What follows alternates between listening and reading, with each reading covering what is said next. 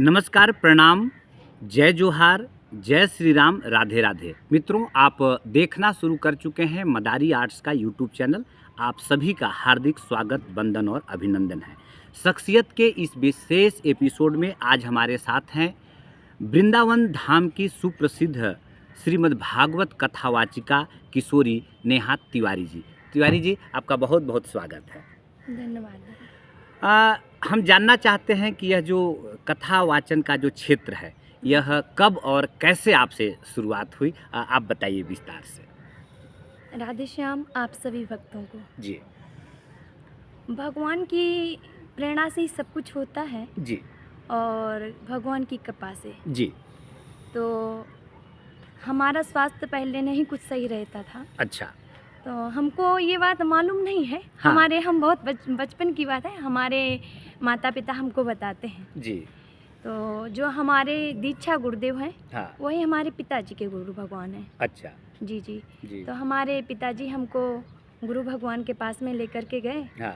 और कहा कि गुरुदेव, ये बेटी बीमार रहती है और मैं इलाज करा करके थक गया हूँ, अच्छा। अब आपकी शरण में इसको मैं छोड़ देता हूँ। अच्छा। तो गुरुदेव भगवान ने कहा ठीक है। काफ़ी समय तक रहे, ठीक हो गए। स्वास्थ्य ठीक होने के बाद में भी मैं गुरु भगवान की शरण में रही। अच्छा। लगभग 7 वर्ष तक। अच्छा। उसके बाद में गुरु भगवान शरीर छोड़ दिए। अच्छा। तो फिर भक्ति का जो माहौल गुरु भगवान के बीच में शरण में मिला, हाँ। वो रहा नहीं जा रहा था। अच्छा। व्याकुलता बढ़ती थी। वापस घर पे आए। हम्म। घर पे भी भगवान की ये कृपा थी जी। कि बचपन से ही घर में भी भक्ति का माहौल मिला हमको। अच्छा। फिर मैंने पिताजी से बोला कि हमको वृंदावन जाना है। अच्छा। तो सभी लोग घर के बिल्कुल इच्छा से भेज दिए। अच्छा। पिताजी वृंदावन लेकर के आए। हाँ। और हमने वृंदावन में आकर के श्रीमद् भागवत महापुराण की तैयारी की। अच्छा। कितने साल करीब तैयारी की होंगी आप? देखो, तैयारी एक ऐसा है कि जन्म जन्मांतर भी करते रहो तो भी कम ही है। कम इतना बड़ा दायरा है हाँ, भागवत। हाँ, जी जी जी जी। तो आपका जो घर पहले हुआ करता था, ये जी। वृंदावन से थोड़ा दूर है क्या? जी जी हमारी जो जन्मभूमि है, हाँ। वो कानपुर की है। अच्छा, हाँ, कानपुर के। जी जी मैं कानपुर जिले से हूँ। अच्छा। जी। तो ये आपके गुरुदेव का क्या नाम और क्या आपने और कितने साल सीखा आप वहाँ पे? जो मैंने शिक्षा ग्रहण की है, जी। वो श्रीधाम वृंदावन से ग्रहण की है, अच्छा। शिवकर्ण पांडे जी के माध्यम से। अच्छा, कितने साल का ये शिक्षा करीब आपने वहाँ ग्रहण शिक्षा मैंने 4 वर्ष की है। 4 वर्ष की। जी जी। अच्छा, अब ये उसके बाद एक कथा वाचन कब से शुरुआत हुई है आपकी? सन 16 से शुरू कर दी है। अच्छा, सन जी, 16 से जी, करीब जी। 7 साल हो गया जी है जी इसमें। जी। तो अभी तक कहाँ कहाँ और किस किस तरह का ये कथा वाचन रहा, देश के किन किन कोनों में रहा, वो बताइएगा।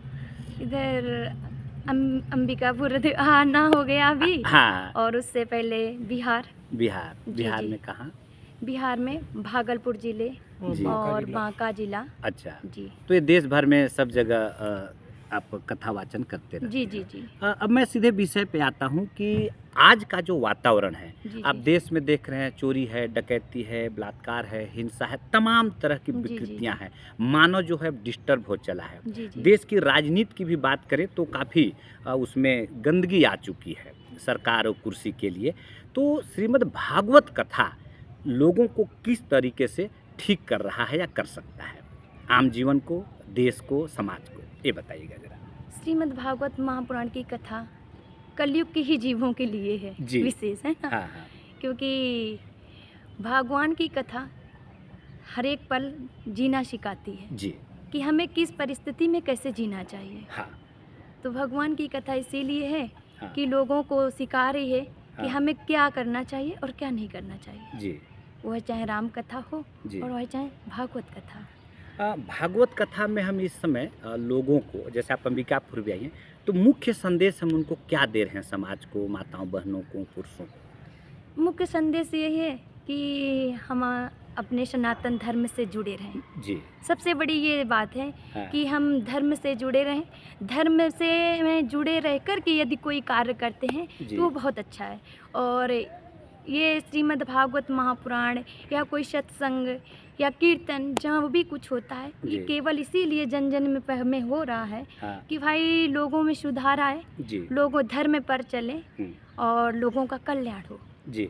आज देश जिस तरफ जा रहा है, बहुत खराब माहौल बनता जा रहा है।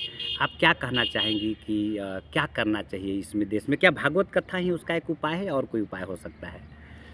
ये तो देखो, भगवान की कथा एक ऐसी है कि कथा से लोग जुड़ते हैं जी, तो अपने आप भावना चेंज होती है, जी। बदल जाती है। जी, धार्मिक लाइन में जुड़ने का मतलब ये है कि सब कुछ बदल जाता है। जी, अगर हम धार्मिक लाइन में चलेंगे जी, तो अपने आप भगवान भी एक प्रेरणा देते हैं कि जी। ऐसे नहीं, ऐसे चलना है आपको। जी। हाँ। अभी का जो युवा वर्ग है, आजकल के जो लड़के-लड़कियाँ हैं, जी जी। आप देखते होंगे कि बहुत तेज़ी से मोबाइल, ड्रिंक्स, सिगरेट, एक अलग माहौल में जा रहे हैं। उनको हमारी जो संस्कृति रही है सनातन, उससे बहुत दूर-दूर तक नाता नहीं है। उनके बारे में आप क्या कहेंगी? ये है कि देखो, माता पिता बच्चों पर ध्यान नहीं दे रहे हैं। जी, यदि बच्चे पे माता पिता शुरू से ध्यान दें, जी, देखो पहले के हमारे बुजुर्ग लोग होते थे, दादा परदादा, जी। और हमने भी देखा है और आपने तो देखा ही है। बिल्कुल, बिल्कुल। तो बच्चे को, छोटे से बच्चे को मंदिर लेके जाते थे, जी, है ना, हाँ। कि चलो बेटा मंदिर चलते हैं, पूजा कराते थे। जी, परंतु आज तो देख ही रहे हैं कि माता पिता को पहली बात तो बच्चों के लिए टाइम नहीं है, जी, और ये तो मैंने स्वयं देखा है कि माता पिता को बच्चों के लिए टाइम नहीं है। जी। दादा बैठे हैं और क्या बच्चे को गोद में बिठाए हों जी। और क्या पत्ते खेल रहे हों, जी, तो जी। संस्कार कहाँ से आएगा बच्चों में? जी। तो अब आप संस्कार वो दे रहे हैं ना बाबा जी। जी, जी, जी। तो अब आप मुझे बताइए कि आज के जो माता-पिता हैं, उनके लिए आप क्या संदेश देना चाहिए? उनको क्या करना चाहिए इस माहौल में? मैं तो यही कहूँगी, सभी माता पिता से यही निवेदन करती हूँ जी, कि सभी माता पिता को अपने संतान पर विशेष ध्यान देना चाहिए जी, और प्रातःकाल उठ करने का नियम सिखाना चाहिए। जी, क्योंकि देखो, जो बालक का प्रथम गुरु होता है वह जी। माता पिता होते हैं। जी, तो माता पिता ही सब कुछ सिखाते हैं बच्चे को, जी। किस तरह से आपको जागना है, किस तरह से आपको प्रणाम करना जी। है ना, ये सब माता पिता का कार्य होता है। हम लोग आजकल समाज में देखते हैं कि हमारे माता-पिता जो बुजुर्ग नहीं हैं, बुजुर्ग जो हैं, उनको कई बार लोग केयर नहीं करते हैं, जैसे बच्चों को केयर नहीं करते हैं, उनके पास टाइम नहीं होता है। तो ऐसे पति-पत्नी या ऐसे बेटा-बहुओं को आप क्या कहेंगे कि माता-पिता को कैसे ध्यान रखें? हम देखते हैं कि कई बार उनको वृद्धाश्रम जाना पड़ता है, तो उनके लिए क्या संदेश होगा आपका? देखो, हर एक युवा भाइयों से निवेदन यही है जी, कि सभी लोगों को अपने माता पिता की सेवा करनी चाहिए, जी, क्योंकि भगवान से बढ़कर के हमारे लिए माता पिता होते हैं। जी, क्योंकि भगवान इस पृथ्वी पर लाने वाले हमारे माता पिता ही हैं। तो माता पिता की सेवा करें, हाँ, वृद्धावस्था में नहीं, में मत वहाँ पर मन हम देखते हैं हमारे वृंदावन में भी बहुत वृद्ध माता पिता रह रहे हैं, हाँ, तो ये अच्छा नहीं लगता है देख करके। जी। दीदी, ये जो कथा वाचन की परंपरा है, ये कब से शुरू हुई और कैसे आगे बढ़ा और आज पूरे देश और पूरी दुनिया में चल रहा है, तो इस बारे में बताइए? बहुत अच्छा आपने प्रश्न किया है, जी, और हमारे समाज को इसको जानने की बहुत ज़रूरत भी है जी, कि भागवत कथा जन जन में हो रही है, तो ये कैसे प्रारंभ हुई है। जी, श्री वेद व्यास जी महाराज ने अपने पुत्र सुखदेव जी मुनि को सुनाई श्रीमद् भागवत महापुराण। जी, वही सुखदेव जी महाराज ने राजा परीक्षित को सुनाई, जी, जो हम सभी लोग सुना रहे हैं। हाँ, ज़्यादा विस्तार से इसे नहीं करेंगे हाँ, हाँ, कोई जी। तो सुखदेव जी महाराज ने कथा जब सुनाई राजा परीक्षित को, हाँ, तो माध्यम से हम लोग बताते हैं जी, कि उसका 7 दिन में कथा की विधि है। अब अच्छा। बहुत से लोगों को ये है कि 7 दिन की ही विधि क्यों है, क्यों? 9 दिन भी हो सकते थे ना। हाँ, 3 दिन भी हाँ, हो सकता 3 है। दिन भी हो सकते थे। हाँ, हाँ। बिल्कुल। तो 7 दिन ही क्यों रखी गई? जी, तो ये राजा परीक्षित को श्राप लगा हुआ था अच्छा, जी, हुँ, कि आपको 7वें दिन तक्षक सर्प के काटने से मृत्यु हो जाएगी। अच्छा, उसी समय जब राजा परीक्षित को श्राप लगा, हाँ, तो राजा परीक्षित से कहा गया कि आप अपना 7 दिन में मार्ग कुछ खोज लें। हाँ, राजा परीक्षित पहुँचे हुँ, सुखदेव मुनि जी के पास में। हाँ, गंगा तट पर बैठे थे, उसी समय सुखदेव जी महाराज का आगमन हुआ। हाँ पूछा कि गुरुदेव ऐसा कोई मार्ग बताएं, ऐसा कोई रास्ता बताएं जी जिससे 7 दिन में हमारी मृत्यु है, जो ये हमको श्राप लगा हुआ है, जी ये हमारा मार्ग आप रास्ता खोजते हैं। रास्ता खोजिए। जी जी तब सुखदेव स्वामी ने कहा कि राजन आपने बहुत अच्छा प्रश्न किया, जी क्योंकि देखो राजा परीक्षित को ही नहीं 7 दिन में मरना है, हम्म, राजन सबको 7 दिन में मरना है। जी उस समय सुखदेव स्वामी ने राजा परीक्षित से कहा, वर्यानेस्ते प्रश्ना कृतो लोकहितम।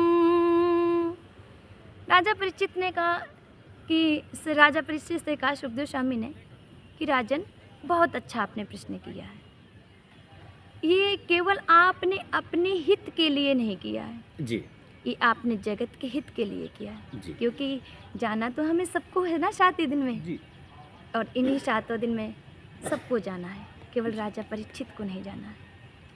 इसलिए श्रीमद्भागवत महापुराण की साप्ताहिक विधि जी इसलिए रखी गई है। अच्छा क्या महत्व है, क्या महात्म है इस श्रीमद् भागवत कथा का? क्यों सुनना चाहिए? क्यों सुनना चाहिए? जी क्योंकि जब तक हम भगवान की कथा नहीं सुनेंगे जी तब तक हमारा मन भगवान के चरणों में नहीं लगेगा, जी भगवान से प्रीति नहीं होगी। जी क्योंकि देखो आप किसी के बारे में सुनेंगे, जी बहुत ज़्यादा सुनते रहेंगे, तो आपकी अंदर से इच्छा होगी कि इस व्यक्ति से हम मिलने जा करके, जी है ना, इसको हम देखें। जी और जब आपने सुना नहीं होगा तो आपके हृदय में उत्कंठा ही जागृत नहीं होगी मिलने की, जी है ना। जी तो भगवान की कथा सुनने से हमें भगवान से मिलने के लिए उत्कंठा जागृत होती है। जी 22 जनवरी 2024 को अयोध्या में श्री रामलला प्रभु श्री राम विराजमान हो रहे हैं। जी जी जी, कैसा महसूस करती हैं आप? बहुत अच्छा, जी अत्यंत खुशी है जी कि हमारे अनेकों वर्ष से श्री राम जी का मंदिर नहीं बन पा रहा था, वो जी बना, जी और हमारे राम जी विराजमान हो रहे हैं। जी इसमें बहुत बहुत लोगों का धन्यवाद, जी और हमारे मुख्यमंत्री प्रधान जी का जी बहुत धन्यवाद। तो देश के माननीय प्रधानमंत्री श्री नरेंद्र मोदी जी, आपके उत्तर प्रदेश के मुख्यमंत्री माननीय योगी आदित्यनाथ जी, इस समय आप छत्तीसगढ़ में हैं। जी, जी। छत्तीसगढ़ के माननीय मुख्यमंत्री विष्णुदेव साय जी, जी, इन सब लोगों का जो प्रयास है अयोध्या को लेके, श्री राम मंदिर को, तो आप प्रधानमंत्री जी के काम से खुश हैं? बिल्कुल बिल्कुल, बहुत अच्छा कार्य कर रहे हैं, जी जो अनेकों वर्षों से नहीं हो पा रहा है, जी वह सब कुछ हो रहा है, जी तो अत्यंत प्रसन्नता की ही बात है। काशी बनारस जो धर्म नगरी है, जी, वहाँ आप बाबा विश्वनाथ जी का कॉरिडोर बन गया है। जी जी, कैसा महसूस कर रही हैं उसके बारे में? बहुत अच्छा, लोगों को दर्शन करने में जी अब सुविधा हो गई है। जी पहले दर्शन करने में बहुत टाइम लगता था, लाइन में लगना पड़ता था, जी और अब ठाकुर जी के दर्शन हो रहे हैं, जी तो बहुत अच्छी बात है ये। आप वृंदावन मथुरा से आती हैं। जी जी मथुरा में राधे राधे श्री कृष्ण जी विराजमान है। जी जी, उनका भी जो मंदिर है अब कॉरिडोर बनने वाला है। जी जी। उसके बारे में आप बताइए, कैसा महसूस कर रही हैं? देखो भक्तों के लिए ये हो रहा है, भक्तों की सुविधा के लिए, जी क्योंकि लोग आते हैं जी और बिहारी जी दर्शन करने के लिए जाते हैं, हाँ तो काफ़ी समय तक लोगों परेशान होते हैं, जी दर्शन नहीं कर पाते हैं। हाँ तो ये जो कार्य किया जा रहा है, जी इसमें बहुत खुशी की बात है जी कि भक्त लोग बिहारी जी के अच्छे से दर्शन करें, जी है ना। जी क्योंकि बहुत लोग आते हैं बहुत इच्छा से जी कि मैं वृंदावन जाऊंगा, जी बिहारी जी के दर्शन करूंगा, हाँ और लोग धक्के खा रहे हैं, भीड़ जी। में लगे हुए हैं, जी तो ये बहुत अच्छा कार्य है और प्रसन्नता है इस कार्य से। आज 24 दिसंबर 2023 से 31 दिसंबर 2023, जैसा कभी बातचीत में आप बता रहे थे, आप श्रीमद् भागवत कथा का ये जो 7 जो एपिसोड है वो आप सुनाने जा रही हैं, और आपके श्रीमुख से लोग यहाँ सुनेंगे, रसास्वादन करेंगे। सौंडिक समाज सरगुजा और शिवराम मोहन सेवा संस्थान के द्वारा यह कार्यक्रम है, तो अंबिकापुर और आसपास के जो लोग हैं उनके लिए आप क्या कहेंगी, वो बता दीजिए। मुझे ये अरविंद भैया ने जी। सौभाग्य दिया, जी बड़े भैया हैं, माननीय हैं, जी तो आप सभी लोगों से उन्होंने मिलवाया, जी और भगवान जब भी मिलवाते हैं जी तो किसी ना किसी के माध्यम से मिलवाते हैं। बिल्कुल। तो बहुत अच्छा लग रहा है अंबिकापुर में आकर के जी और आप सभी लोगों से मिलकर के। जी। तो आज से आपके श्रीमुख से लोग यहाँ पे श्रीमद् भागवत कथा का रसास्वादन करेंगे। अब कार्यक्रम को मैं यहाँ से समाप्त करना चाहूँगा, लेकिन चलते चलते कोई श्लोक, कोई संदेश एक बार भागवत कथा का बता दीजिए, कोई गीत, कोई संगीत। जी जी, बस लोगों से यही है कहना जी, हाँ कि सभी लोग भगवान का भजन यदि बैठ करके नहीं कर पाते हैं जी तो चलते फिरते करें, जी है ना, क्योंकि भगवान का भजन करना ज़रूरी है। जी पर लोग तो बोलते हैं हमारे पास टाइम ही नहीं है जी भजन करने के लिए, जी तो चलते फिरते भजन करें जी क्योंकि भगवान का नाम ज़रूर जपना चाहिए। जी तो कहते हैं कि नाम जपते चलो काम करते चलो, नाम जपते चलो काम करते चलो, हर समय कृष्ण का ध्यान धरते चलो, हर समय कृष्ण का ध्यान धरते चलो। हर समय भगवान का ध्यान करना चाहिए, काम अपना जो भी संसारिक है वह करते रहें और भगवान का स्मरण करते रहें। तो मित्रों, ये आज के एपिसोड में ये थे हमारे साथ शख्सियत कथावाचिका श्रीधाम वृंदावन के किशोरी नेहा तिवारी जी। अगले एपिसोड में आपसे फिर मुलाकात होगी एक नए शख्सियत के साथ, लेकिन चलते चलते आप सभी से निवेदन करता हूं कि 24 दिसंबर 2023 से 31 दिसंबर 2023 तक अंबिकापुर कलेक्ट्रेट के पीछे दादी सती रानी मंदिर के ठीक सामने सौंडिक समाज सरगुजा और शिव मोहन संस्थान के द्वारा दीदी का एक श्रीमद् भागवत कथा सप्ताह हो रहा है। तो आप सभी लोग यहाँ पे आइए, सादर आमंत्रण है। राधे राधे, जय श्री राम।